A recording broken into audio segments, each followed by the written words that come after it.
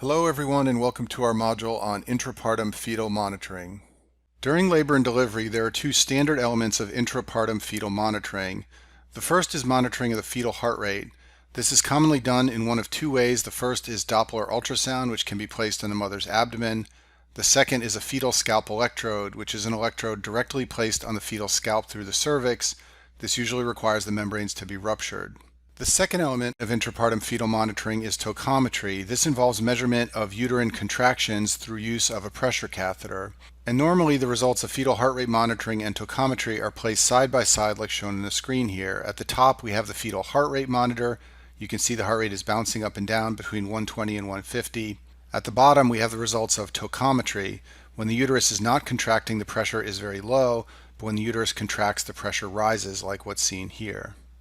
The normal fetal heart rate is 110 to 160 per minute. Bradycardia is less than 110 and tachycardia is more than 160. Brief accelerations in the fetal heart rate are very common when the baby moves. Just like when an adult runs around the block, their heart rate picks up. When the baby moves their arms or legs, that can increase the fetal heart rate. This should not be sustained, however. It will come back down to the normal range very quickly. And then decelerations in the fetal heart rate are very common during labor, and they're subdivided into three categories: early, late, or variable. So let's talk about that now. Early decelerations of the fetal heart rate occur synchronously with uterine contractions. This is an example of what one looks like on the screen here. So we have a uterine contraction identified by tochometry at the bottom, and associated with this contraction we have a temporary deceleration in the fetal heart rate. This is an example of an early deceleration because it occurs at the same time as the contraction. Early decelerations have a characteristic pattern, and you need to know this for your rotations. So early decels always have a slow onset. It takes 30 seconds or more to go from the onset of the deceleration to the nadir, and that's what's shown here. Also, as I already mentioned, the nadir occurs near the peak of the uterine contraction. And early decels are caused by fetal head compression associated with uterine contractions. When the contractions compress the head, there's a transient change in cerebral blood flow. This stimulates the vagal nerve, and that leads to a fall in heart rate. And these decelerations are generally benign and physiologic. They're very common in women during labor, and they don't require any special intervention. And here's another example of early decelerations, just to make this very clear. We have a uterine contraction, and synchronous with that contraction, we have a deceleration in the fetal heart rate. There's another one here associated with this contraction, and another one here associated with this contraction. In a late deceleration, the decrease in the fetal heart rate begins after the contraction onset, and the return to baseline for the fetal heart rate occurs after the contraction ends. This is an example of a late deceleration shown on the screen here. We have a contraction, and the onset of the deceleration is after the contraction has started. We then have a nadir and a recovery of the fetal heart rate back to baseline, but the recovery occurs after the end of the contraction. And so unlike early decels, late decelerations are not benign. They indicate transient fetal hypoxemia. They are caused by contractions that compress the blood vessels delivering oxygen to the fetus. They are an indication of uteroplacental insufficiency, and they require an evaluation of the baby and the mother. And we'll talk more about this later on. And here's an example of late decelerations just to make this very clear. The uterine contraction is here. The deceleration begins after the start of the uterine contraction, and the return to baseline is after the contraction has finished.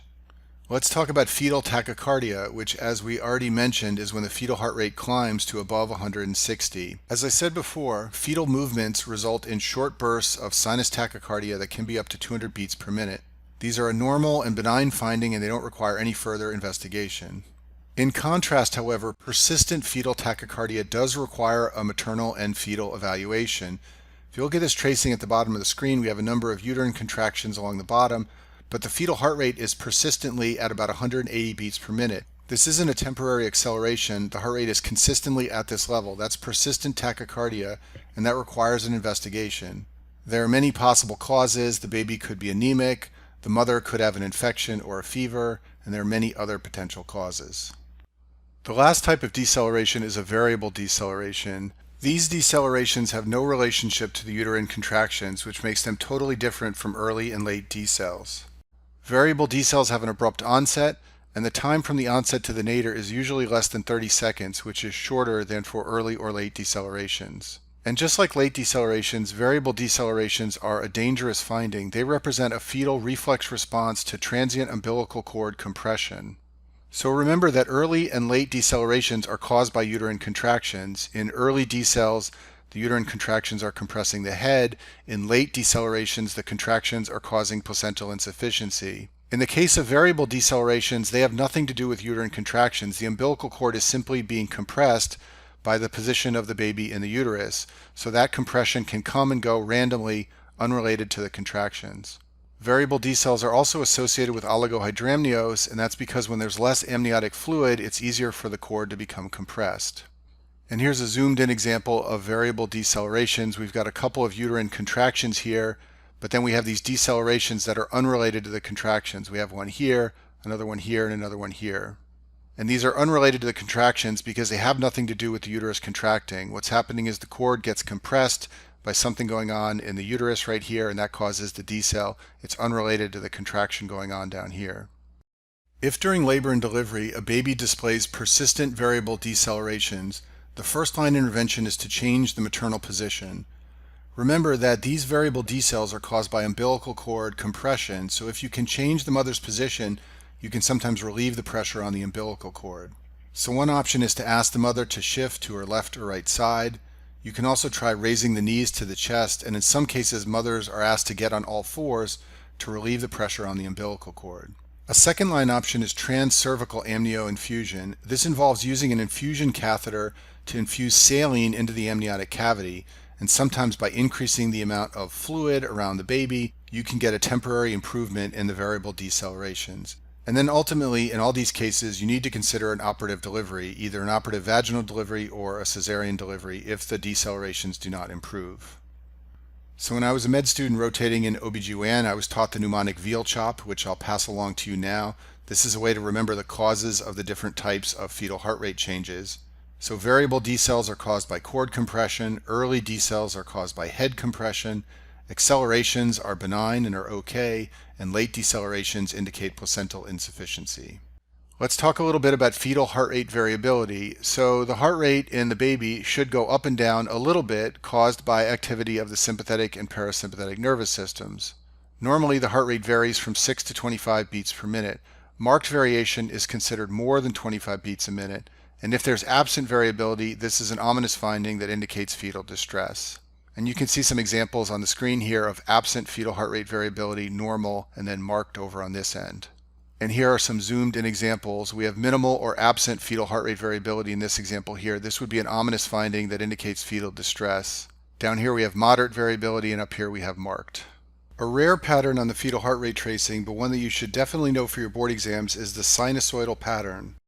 This refers to a sine wave-like pattern with regular amplitude and frequency.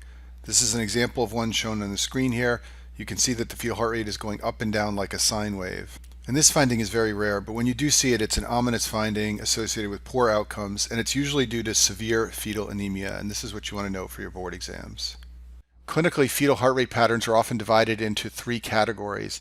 Category 1 is good. This is what you want the baby to have. It's a baseline rate of 110 to 160, which is normal. There's moderate variability, and there are no late or variable decels. Remember, early decels are very common and benign. Category 2 is in the middle, and then at the other end of the spectrum is Category 3. So fetal heart rate tracings considered Category 3 may show recurrent late decelerations or recurrent variable decelerations.